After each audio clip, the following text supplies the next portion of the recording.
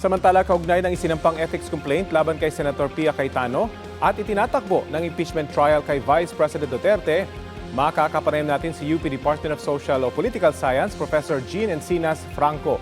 At isa po siyang miyembro ng grupong Every Woman na naghain ng petisyon sa Senate Ethics Committee laban kay Senator Pia Cayetano.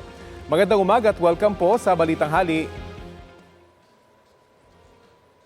Magandang umaga, Rafi. Magandang umaga sa mga nanonood. Opo, ano po ba yung nakikita niyong paglabag sa nangyaring pag-post ni Senator Judge Pia Cayetano nitong spliced video dyan po sa Senado?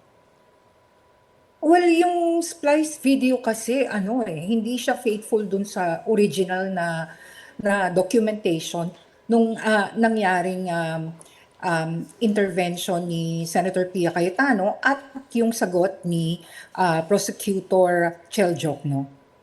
Meron po ba kayo nakikitang epekto nito sa isinasagawang impeachment trial kay Vice President Sara Duterte?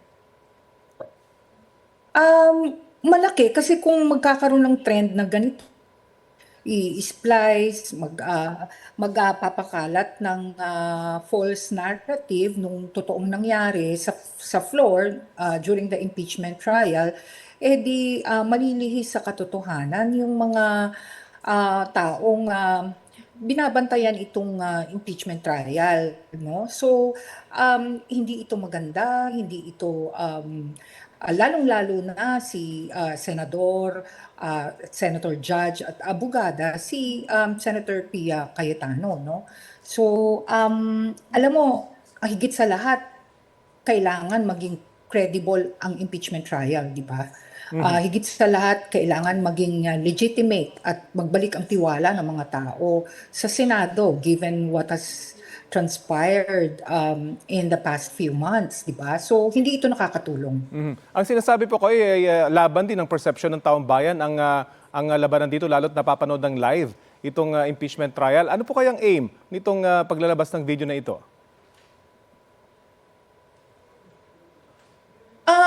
Ang tingin ko, this is an attempt to disseminate yung false narrative para mapakita na talagang this is quote-unquote a fishing expedition, para i-malign yung prosecution, pero hindi nila nare-realize na yung buong Senado ang apektado dito at kung paano siya titingnan ng taong bayan. Ano naman po yung assessment nyo sa itinatakbo ng impeachment trial kay Vice President Duterte? Ngayong pinayagan na po ng Pangulo na masilip ang tax records ni Vice President Duterte.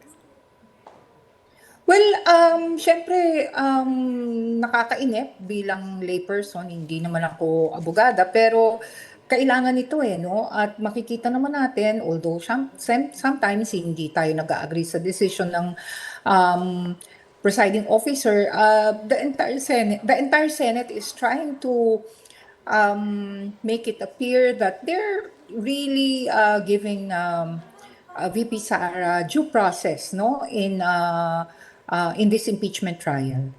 Beyond the impeachment, gaano po kahalaga na matalakay ang issue sa paggamit ng confidential funds? Masasabing susi ba ito para mas maging mahigpit na sa paggamit nito? Oh yes, tama yan, At dapat kung kinakailangan talaga siyang gamitin, may matinding guidelines, no? At naniniwala ako na hindi porket confidential, hindi na pwedeng ma-audit, no? Or hindi na pwedeng mag-seek ng accountability ang taong bayan. Kasi daang milyon, no? Ang confidential funds sa mga ahensya ng gobyerno. Okay. Abangan po natin yung mga susunod na kabanata. Maraming salamat po sa oras na binahagi nyo sa Balitang Hali. Thanks for having me, Rafi. Salamat. Yan po si UP Department of Political Science Professor Jean Encinas Franco. Susubukan pa namin kunan ng pahayag sa Senator Judge Pia Cayetano kaugnay sa sinabi ni Professor Encinas Franco.